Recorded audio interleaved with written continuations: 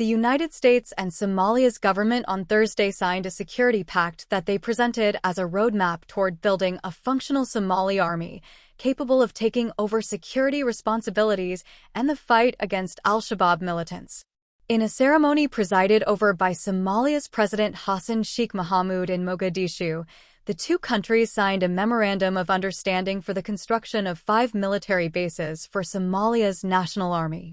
According to a statement from Somalia's national news agency, SANA, the bases will be for the Danab Brigade, the U.S.-trained elite unit of the army.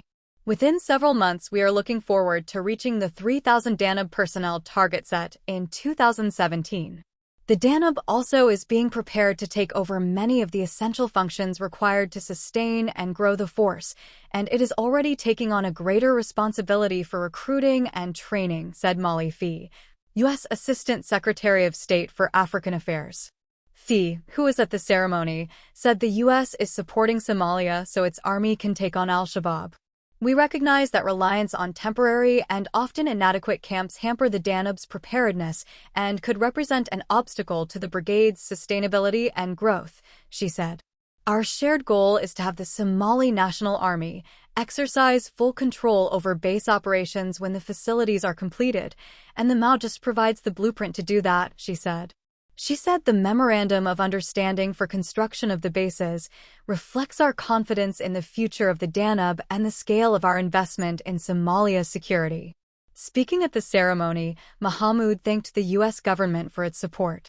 U.S. investments in the SNA/Danub have borne fruit, fueling a formidable strike force that leads the offensives of the forces of Somali security against al-Shabab, Mohamud said. The signing of the Memorandum of Understanding comes as tensions in the Horn of Africa simmer over a January 1 deal between Somaliland and Ethiopia. The deal would grant Addis Ababa access to the Red Sea in return for the possible recognition of breakaway Somaliland. Somalia's federal government vehemently criticized the deal, saying it would infringe on the country's territory. Somaliland has operated independently from Somalia since 1991, but is not recognized by any other nation. Last week, the Turkish and Somali defense ministers signed a defense and economic cooperation agreement to enhance relations.